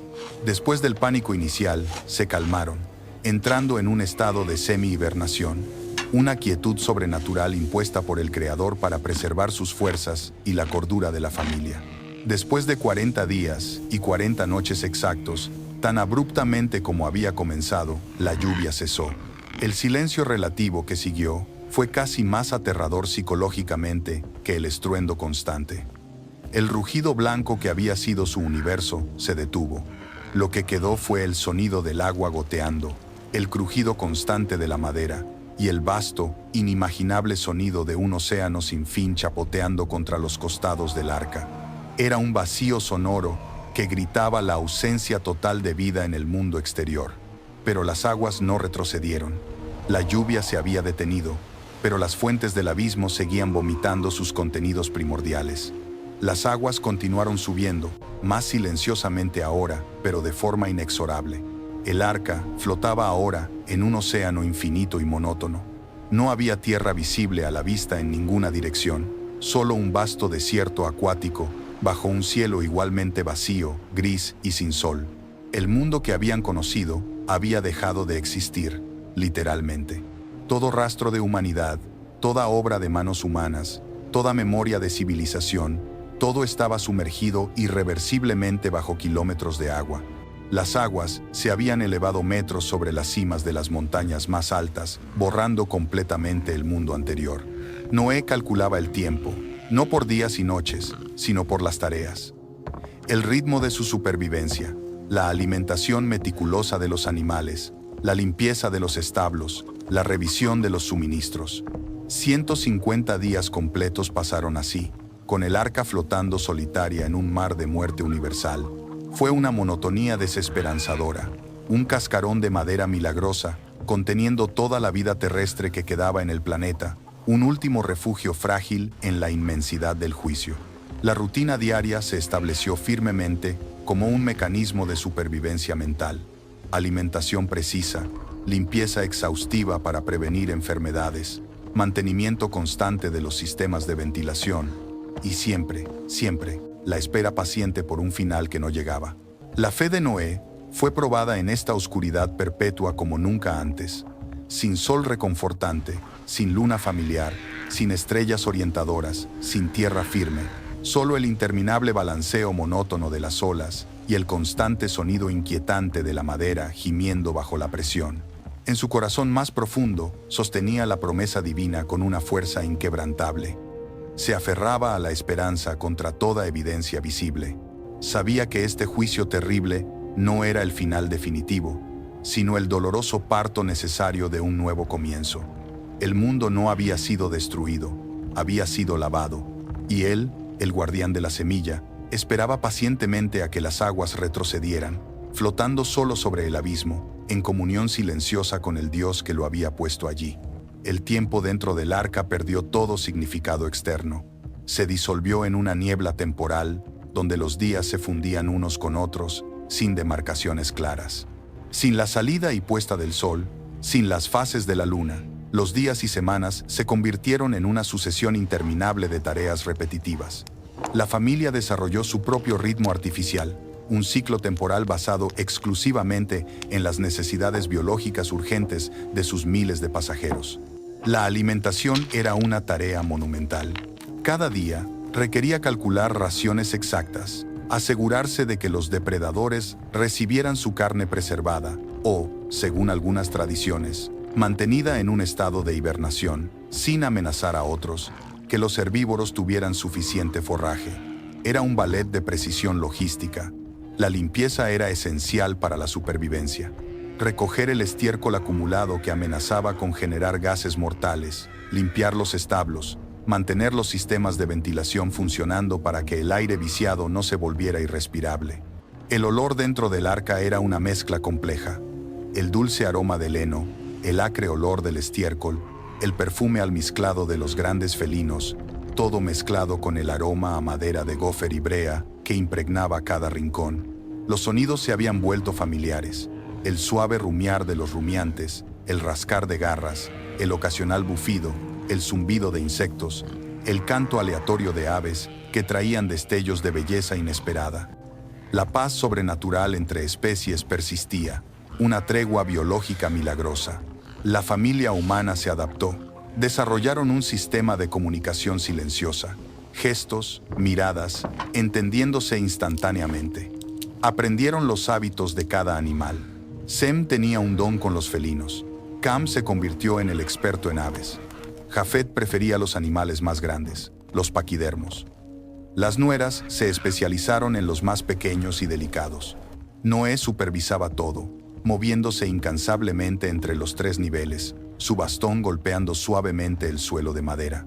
Su fe no flaqueó visiblemente, pero internamente, en la quietud de la noche artificial, se sentaba cerca de la celosía, mirando la oscuridad absoluta, meditando en la paradoja del juicio y la misericordia. Sabía que cada alma que se había burlado ahora yacía en las profundidades. Esta certeza le traía un dolor profundo, un luto silencioso por la humanidad perdida. La salud física era una preocupación constante. Una enfermedad podría ser catastrófica. Desarrollaron protocolos de limpieza rigurosos, hervían el agua, inspeccionaban la comida. Milagrosamente, ninguna plaga grave los afligió, pero los resfriados, las fiebres, los dolores musculares eran parte de su realidad. Los animales también enfrentaron desafíos. Algunos tuvieron dificultad adaptándose al confinamiento extremo, otros mostraron estrés. Pero, milagrosamente, ninguno murió. Las hembras preñadas dieron a luz. Crías saludables nacieron en medio de la oscuridad, trayendo esperanza tangible, vida nueva floreciendo en medio de la muerte universal. Las semanas se convirtieron en meses monótonos. El arca se mecía constantemente, el latido de su existencia. Para entretenerse, contaban historias del mundo antiguo, cantaban canciones simples, jugaban juegos básicos, pero siempre, la pregunta persistente, ¿cuándo terminará? La fe los sostenía contra la desesperación, pero luchaban con la incertidumbre, el aburrimiento y la claustrofobia de saber que su mundo entero se había reducido a esta estructura de madera flotando en un mar de muerte. Finalmente, después de 150 días exactos de esta deriva interminable, sintieron un cambio físico. El movimiento perpetuo se alteró.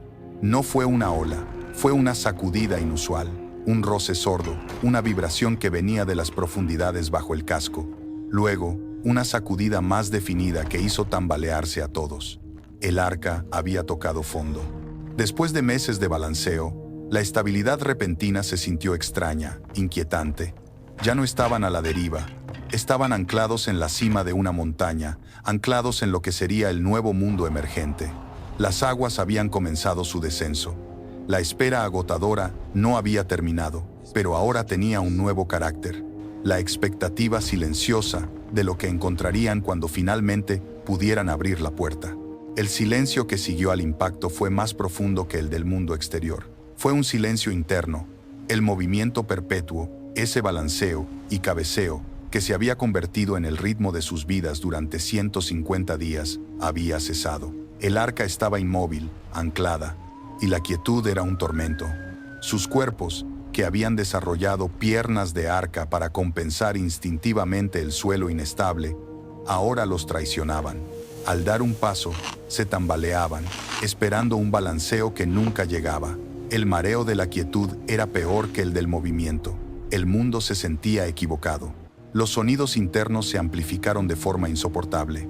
El goteo de la condensación en las paredes interiores sonaba como un martillo. El rumiar de un buey era un trueno sordo. Podían oír la respiración de los demás en los camarotes contiguos, el roce de la tela sobre la piel, los susurros. El aire era espeso, rancio, pesado con el aliento de miles de criaturas y 8 almas humanas. Un miasma de vida confinada. Afuera, por primera vez en meses, oyeron el viento. No el rugido de la tormenta, sino el lamento agudo y solitario de un viento que soplaba sobre un mundo muerto, un sonido que se colaba por la celosía del techo, recordándoles su absoluta soledad. La espera paciente después de que el arca se posara firmemente en las montañas de Ararat fue quizás la prueba psicológica más difícil de todas. La tormenta había sido una crisis que exigía acción y resistencia. El flote había sido una deriva de fe ciega. Pero esta inmovilidad, era una prueba de pura paciencia. La tentación humana natural de abrir la puerta inmediatamente y salir corriendo hacia la libertad era abrumadora. «Está quieto», dijo Cam, a los pocos días de la inmovilidad, su voz áspera por la ansiedad. Golpeó la pared interior de la rampa. «Hemos tocado tierra. Padre, por el amor de Dios, abre la puerta. Debo respirar aire que no esté viciado. Debo ver el cielo». «Todavía no», respondió Noé. No había abierto los ojos. Estaba sentado junto al pilar central, su espíritu sintonizado con el mundo exterior. «¿Todavía no?», espetó Cam. «¿Esperar a qué? El infierno ha terminado. El juicio ha terminado», corrigió Sem, su voz baja y firme. «La espera es la prueba final. Esperamos la palabra de nuestro Padre». «Nuestro Padre espera la palabra de Dios», gritó Cam, su claustrofobia convirtiéndose en furia. «Estamos vivos, pero estamos en una tumba. El aire apesta, la comida se está pudriendo, los animales están inquietos. ¿Qué más necesitamos saber? Que la tierra es segura», dijo Noé, abriendo finalmente los ojos.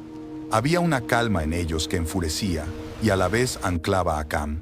Que la promesa no era solo sobrevivir a la inundación, sino heredar una tierra habitable. La prudencia divina requiere paciencia adicional hasta el momento perfecto. Salir prematuramente sería desobedecer. En esa tensión forzosa, Noé mantuvo su fe y su esperanza, a pesar del miedo al motín de su propio hijo. Así que esperaron. Las semanas se convirtieron en meses. Contaban el tiempo por las lámparas de aceite que se consumían, por los ciclos de alimentación y limpieza. La rutina era su ancla, pero también su prisión.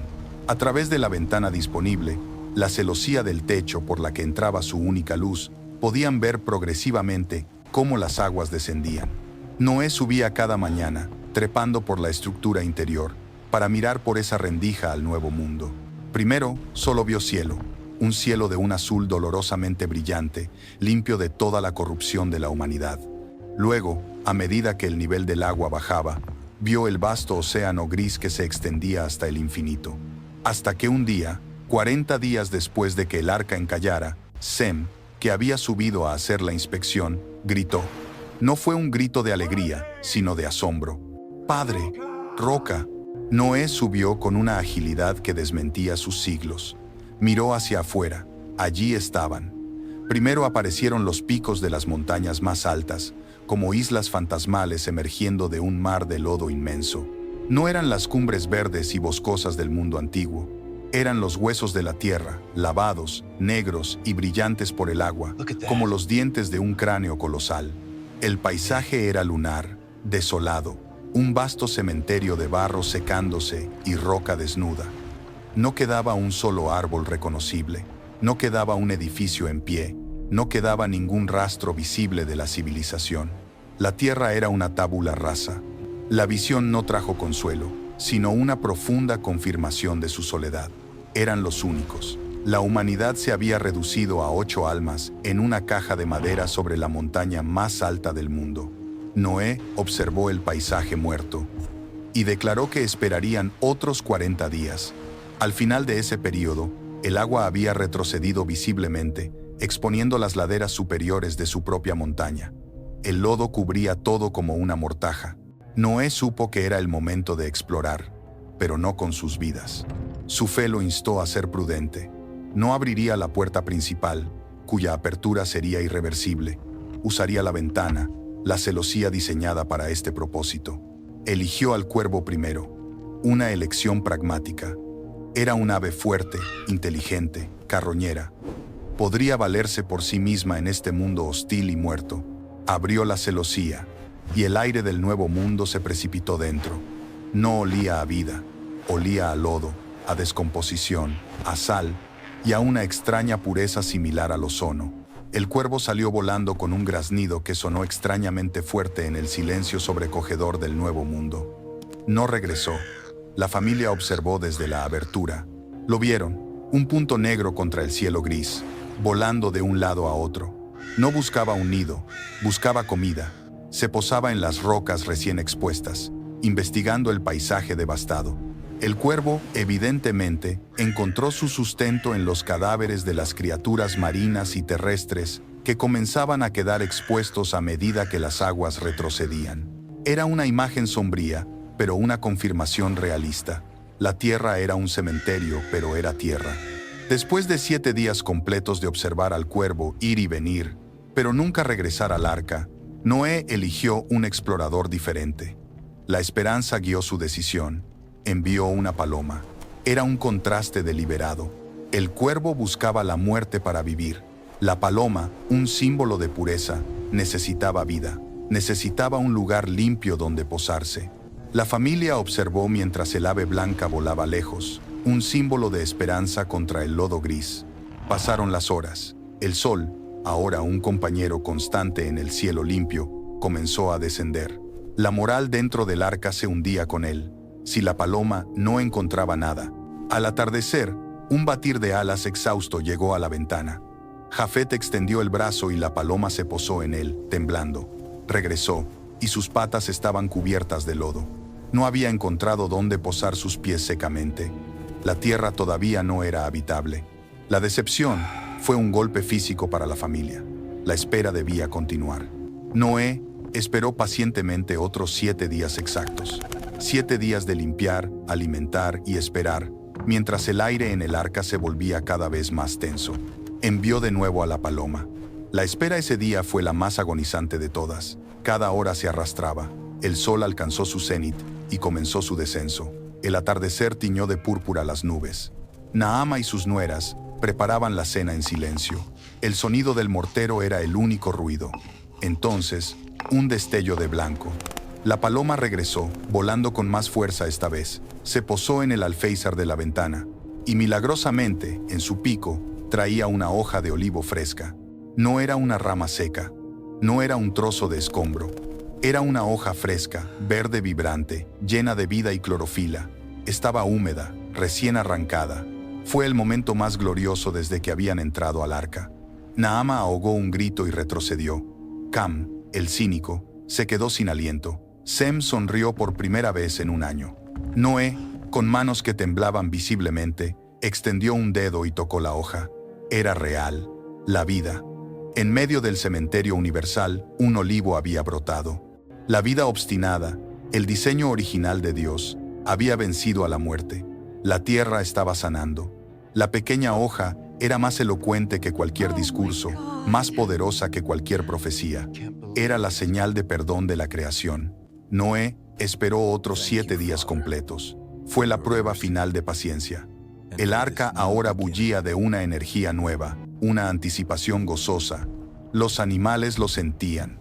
Se movían inquietos en sus establos, oliendo el aire vivo que entraba por la celosía. Noé envió a la paloma por tercera y última vez. Con fe absoluta, la dejó ir. Esta vez, no esperaron junto a la ventana. Siguieron con sus tareas, pero sus oídos estaban atentos. El atardecer llegó. La paloma no regresó. Desapareció en el horizonte renacido. Había encontrado su hogar.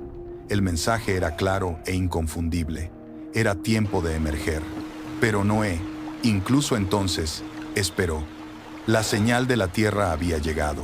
Ahora, necesitaba la señal del cielo. Se arrodilló sobre la cubierta de madera, que había sido su mundo, y oró, no pidiendo salir, sino dando gracias por la confirmación. Fue entonces cuando la voz de Dios resonó en su corazón, con la misma claridad sobrenatural con la que le había hablado hacía más de un siglo. Su espíritu recibió la orden con gratitud. Sal del arca, tú y tu mujer, y tus hijos y las mujeres de tus hijos contigo, todos los animales que están contigo de toda carne, de aves, de bestias y de todo reptil que se arrastra sobre la tierra, sacarás contigo, y vayan por la tierra, y fructifiquen y multiplíquense sobre la tierra. Las palabras simples, la orden directa, trajeron lágrimas incontrolables a los ojos de Noé. No eran las lágrimas de dolor que había derramado por el mundo perdido, ni las de alivio por la hoja de olivo. Eran lágrimas de abrumadora gratitud. La fidelidad divina, la promesa se había cumplido, el círculo se había cerrado. Se puso de pie, su cuerpo viejo y cansado, pero su espíritu erguido. Hijos míos, su voz firme resonó en los 3 niveles del arca. Ha llegado el día, abrid la puerta. Con manos que temblaban visiblemente, no solo por la edad avanzada y el agotamiento acumulado, sino por la magnitud emocional del momento, Noé se acercó a la gran puerta. Sus hijos lo siguieron. Juntos, los 4 hombres pusieron sus hombros contra las inmensas vigas del mecanismo de sellado interno. Había estado cerrada herméticamente por más de un año completo, sellada por la mano de Dios y endurecida por meses de estar sumergida bajo una presión de agua inimaginable. La brea se había fusionado con la madera, creando un sello monolítico. Empujaron. La madera no cedió. ¡Juntos!, gritó Sem, su voz resonando en el casco ahora silencioso. Volvieron a empujar. Se oyó un gemido agudo, el grito de la madera de gofer protestando, pero la puerta seguía firme. No era una simple puerta, era una muralla. Las palancas, dijo Noé, su voz tranquila pero firme. Trajeron las largas y gruesas vigas de roble que habían guardado para este preciso propósito. Las acuñaron en las ranuras que habían diseñado hacía más de un siglo. Cam, con su fuerza pragmática, se aferró a una. Sem y Jafet a la otra. Ahora, ordenó Noé, hicieron palanca con todo el peso de sus cuerpos. El sudor brotó en sus frentes, el aire viciado del arca quemaba sus pulmones. Hubo un crujido, un sonido como el de un hueso gigante rompiéndose. La brea del sello se resquebrajó. Una delgada línea de luz, más brillante que 1000 relámpagos, cortó la penumbra del arca. Fue tan intensa, tan pura, que lastimó sus ojos acostumbrados a la oscuridad. La familia entera retrocedió instintivamente, protegiéndose el rostro, como si hubieran sido golpeados. Y con esa luz, entró el aire. Fue una bocanada de otro mundo. El aire que habían respirado durante un año era una sopa espesa. El hedor penetrante del amoníaco del estiércol, el olor almizclado de miles de pelajes húmedos, el aroma rancio del grano almacenado y el aliento de 8 seres humanos. Este nuevo aire era tan puro, tan limpio, tan frío y delgado por la altitud de la montaña, que dolió al entrar en sus pulmones. No olía a nada, olía a roca mojada, a agua, a ozono y a cielo.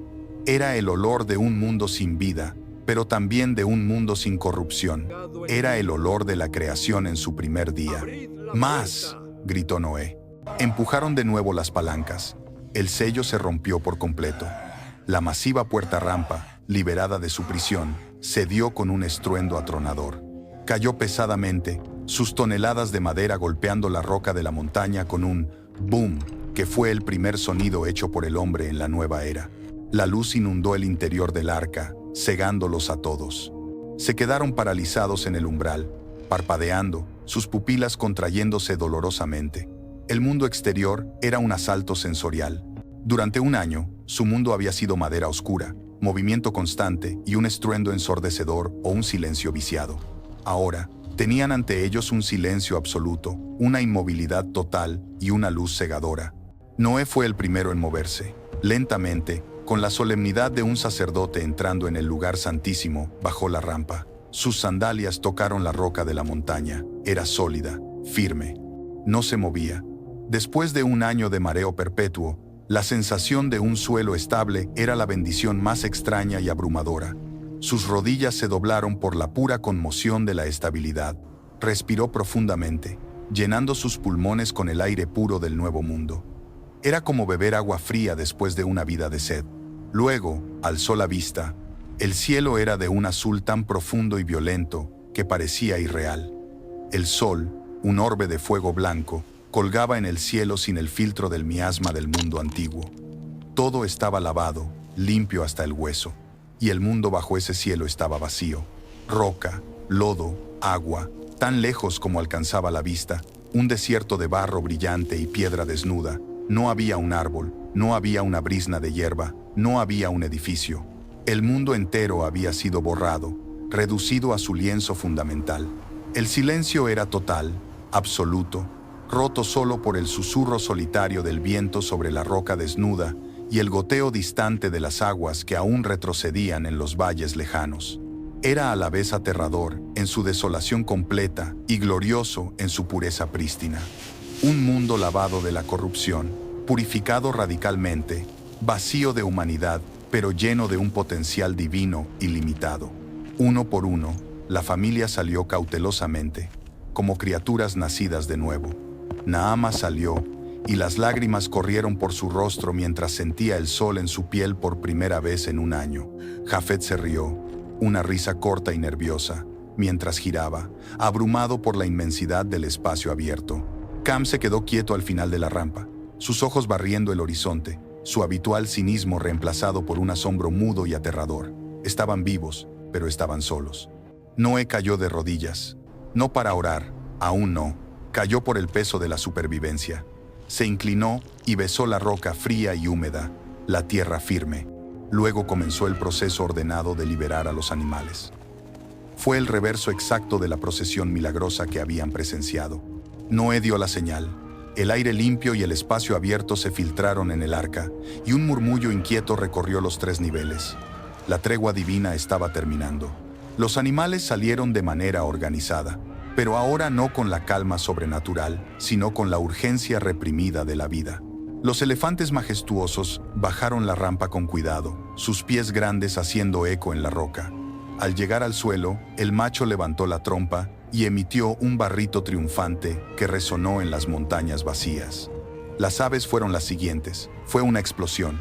La familia tuvo que agacharse cuando miles de aves, liberadas de sus perches, salieron volando por la abertura en una nube de plumas y trinos, llenando el cielo vacío con sonido y movimiento por primera vez.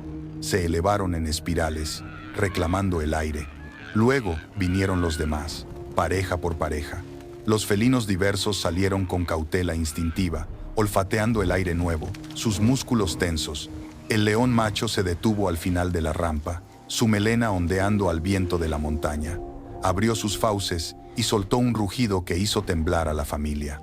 No era el bramido de pánico del interior del arca, era un rugido de dominio, un reclamo de territorio sobre un mundo que no tenía fronteras.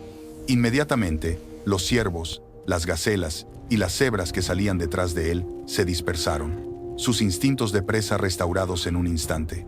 La paz del arca se había roto, la ley de la naturaleza había sido reinstaurada. El mundo volvía a ser salvaje. Durante horas, observaron cómo la creación se derramaba sobre el paisaje desnudo, esparciéndose por las laderas, las criaturas más grandes dirigiéndose a los valles fangosos de abajo, las más pequeñas buscando refugio en las grietas de las rocas. Cuando el último animal, un pequeño armadillo, bajó la rampa y desapareció, un nuevo silencio cayó. El arca, su hogar, su prisión, su salvación, estaba ahora detrás de ellos, vacía y muerta, una cáscara de madera en la cima de una montaña. Noé miró a su alrededor. Estaban solos, 8 almas humanas en un planeta vacío. La fe lo sostuvo en esa soledad. Lo primero que hizo Noé en este nuevo mundo no fue construir un refugio, no fue buscar comida, fue construir un altar. Estableció desde el primer momento la centralidad de Dios en la nueva humanidad. «Hijos», dijo, su voz firme, «traed piedras, no con herramientas, no con la arrogancia de la mampostería del viejo mundo». Buscaron rocas toscas en la ladera de la montaña, piedras lavadas y purificadas por el diluvio. Construyeron un altar simple, honesto, tan crudo y real como su fe probada. Con manos humildes, erigió un monumento a la esperanza. Luego, Noé enfrentó la parte más difícil. Con reverencia, se acercó a los animales limpios que Dios le había instruido llevar en mayor número, en sietes, separados de los demás. Habían sido sus compañeros en el viaje, pero este era su propósito divino. Tomó de los animales limpios y de las aves limpias, y ofreció holocaustos sobre el altar de piedras. El fuego prendió, y en el aire puro y prístino de la mañana del nuevo mundo, el humo se elevó. Fue la primera columna de humo en un año. Se elevó en una columna delgada, recta y aromática, la primera ofrenda de adoración en la tierra renovada, el primer acto de gratitud del hombre redimido hacia su Redentor. El olor del sacrificio, el olor grato, se elevó más allá de las nubes, más allá del cielo azul, y llegó al corazón de Dios. No era el olor a sangre y violencia que había caracterizado al mundo antiguo, sino el aroma de un corazón agradecido y obediente que reconocía la fuente de su salvación. Y Dios, al percibir ese aroma, respondió en su corazón. Su corazón se inclinó ante la obediencia. «No volveré más a maldecir la tierra por causa del hombre», declaró el Señor en una comunicación íntima con el espíritu de Noé, «porque el intento del corazón del hombre es malo desde su juventud. Ni volveré más a destruir todo ser viviente, como he hecho». Era un reconocimiento realista de la naturaleza humana, que ni siquiera el diluvio podía purgar por completo, pero era también una restricción divina magnánima. Dios prometía nunca más usar las aguas del juicio universal. Mientras la tierra permanezca, continuó la promesa en el corazón de Noé, no cesarán la sementera y la siega, el frío y el calor, el verano y el invierno, y el día y la noche. La estabilidad había regresado, la vida podía comenzar de nuevo. Y mientras la familia observaba el humo ascender, una nube pasajera soltó una ligera llovizna. La luz del sol la atravesó, y allí, contra el telón de fondo de las montañas desoladas, Dios puso su arco en las nubes, el arco iris. Mientras la familia observaba el humo del sacrificio ascender en el aire prístino, una nube solitaria se formó sobre la montaña. Era una nube blanca, inocua, pero su sombra cubrió el altar. Y entonces, de ella, comenzó a caer una ligera llovizna. Fue como un grito. La familia reaccionó con un terror primigenio. Naama ahogó un sollozo y retrocedió. Jafet se estremeció, sus ojos fijos en las gotas que oscurecían la roca. Cam maldijo en voz baja y miró al cielo con pánico y resentimiento. El sonido de la lluvia no era para ellos un murmullo de vida. Era el redoble de tambor del juicio, el sonido de las cataratas del cielo abriéndose, el preludio de la muerte universal. Noé fue el único que permaneció inmóvil, de pie junto al altar en llamas. Levantó su rostro curtido hacia la llovizna, cerró los ojos y la dejó correr por las arrugas de su frente. Estaba temblando, no de frío, sino de una emoción tan vasta que amenazaba con quebrarlo. Su fe se probó contra el miedo más profundo, sosteniendo la esperanza de la promesa. Entonces, la luz del sol, que brillaba desde el horizonte, atravesó la llovizna. Y Dios puso su arco en las nubes. No era un arco pequeño o tenue, era una banda de guerra cósmica, un semicírculo de color líquido y vibrante que se extendía de un extremo del mundo visible al otro. Sus colores eran de una pureza imposible, un rojo como la sangre del sacrificio, un azul como la profundidad del abismo, un verde como la hoja de olivo, un violeta como la túnica de un rey. La familia salió de su estupor. Se quedaron con la boca abierta, sus cuellos estirados hacia el cielo. Nunca habían visto algo así. Era el mismo efecto óptico que había existido desde el principio de la creación, la luz refractándose a través del agua, pero ahora, después del juicio, estaba investido de un significado nuevo y aterrador. El arco iris era particularmente significativo porque aparecía en las nubes. Las mismas nubes que habían traído el diluvio destructor, ahora traían la promesa colorida de que nunca más lo harían con furia universal. Noé lo entendió primero. Cayó de rodillas, pero esta vez no de miedo, sino de una adoración abrumadora.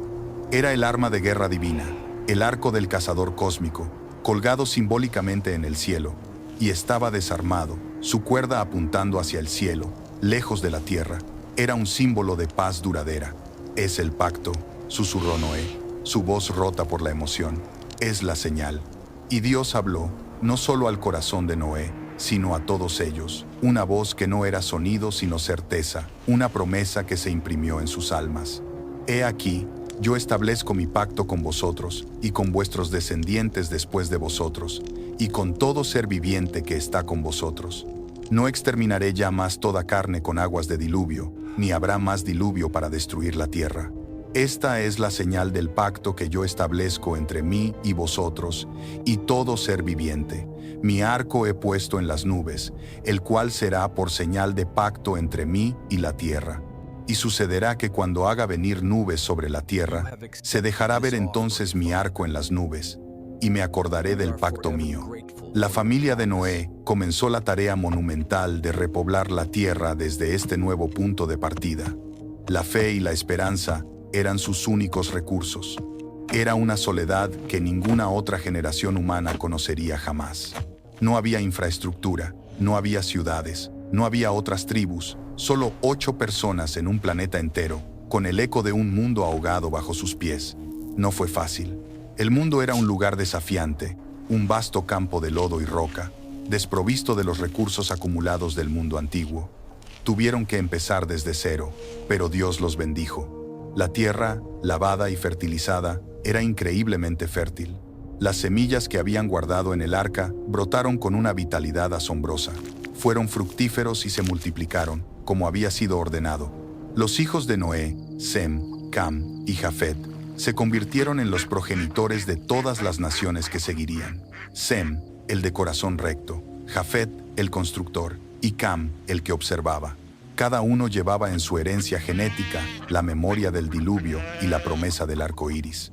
Pero la narrativa completa no termina en la cima de esa montaña, en ese momento de pureza y promesa. El arco iris era una promesa de que Dios no volvería a destruir el mundo con agua. No era una promesa de que el hombre no intentaría destruirse a sí mismo. Los años pasaron. La tierra se volvió verde de nuevo. Los valles se llenaron no de agua, sino de grano y vides. Noé, el hombre de la tierra, el primer agricultor del nuevo mundo, plantó una viña. Cuidó de ella con el mismo esmero con que había construido el arca. Y la viña dio su fruto, hizo vino. El primer vino del mundo renacido. Y en un día de celebración, quizás conmemorando el aniversario de su salida del arca, el hombre que había soportado el peso del mundo, el hombre que había sido el pilar de rectitud durante siglos, finalmente se permitió descansar. Bebió del vino. Pero no conocía la potencia del nuevo fruto, nacido de una tierra purificada. Se embriagó. El patriarca que había caminado con Dios, el hombre que nunca había flaqueado, colapsó en su tienda y yació desnudo en la intimidad de su sueño, vulnerable por primera vez. Era el sueño exhausto de un hombre que finalmente había bajado la guardia después de una vida de vigilancia cósmica. Fue entonces cuando Cam entró en la tienda. Vio la desnudez accidental de su padre.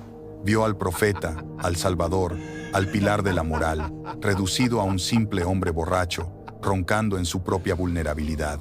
Para Cam, el que siempre había dudado en su corazón, el que había temido pero también resentido la perfección de su padre, este momento fue una revelación. Era la confirmación que siempre había buscado. Su padre no era mejor que los hombres que se habían ahogado. Y en lugar de cubrir respetuosamente la debilidad de su padre, en lugar de proteger el honor del hombre que le había salvado la vida, sintió una oleada de desprecio triunfante. Salió de la tienda, no con horror, sino con una sonrisa burlona. Fue a buscar a sus hermanos, Sem y Jafet, que trabajaban en el campo. «Venid a ver», dijo con un tono que mezclaba la burla y el escándalo, «el gran hombre de Dios, el hombre justo. Venid a ver la dignidad del patriarca del nuevo mundo». Sem y Jafet intercambiaron una mirada de profundo dolor. No fue ira hacia Cam, sino vergüenza por él. Comprendieron la profundidad del pecado de su hermano. No era el acto de ver, sino el acto de exponer y burlarse. Con tacto y respeto filial, tomaron un manto y caminaron hacia atrás, con los ojos apartados, para no participar en la humillación. Entraron en la tienda sin mirar, y con movimientos reverentes, cubrieron al hombre que era su padre, honrando su dignidad incluso, y especialmente, en su debilidad. Cuando Noé despertó y supo lo que su hijo menor había hecho, el dolor fue más profundo que cualquier miedo que hubiera sentido en el arca. El incidente fue un recordatorio sombrío, trágico y necesario de la realidad humana persistente. El diluvio había lavado la tierra físicamente de la corrupción, pero no había cambiado milagrosamente el corazón humano. El pecado no se había ahogado. Había sido un polizón en el arca, escondido en la naturaleza misma de los sobrevivientes. La semilla del mal había sobrevivido al viaje, demostrando que la salvación externa de un juicio no transforma la naturaleza interna caída. El legado completo de Noé, por lo tanto, es complejo y multifacético, evitando simplificaciones fáciles. La fe y obediencia fueron probadas en el miedo y la esperanza del mundo antiguo. Por un lado, es el héroe monumental de fe, que obedeció contra toda esperanza humana, el hombre que caminó con Dios en una generación corrupta, el salvador providencial de toda la vida terrestre. Por otro lado, es también un recordatorio realista de que la salvación de un juicio inminente no es la redención final. Su historia es tanto sobre el juicio divino necesario como sobre la gracia divina sorprendente. Es tanto sobre la corrupción humana persistente, que sobrevivió incluso a la aniquilación del mundo, como sobre la posibilidad de redención a través de la fe obediente. El arca misma se convirtió en un símbolo poderoso que reverbera a través de toda la historia humana. Un precursor profético del bautismo, una metáfora de la Iglesia como lugar de refugio, un recordatorio perpetuo de que Dios siempre preserva un remanente fiel, incluso en medio del juicio más severo.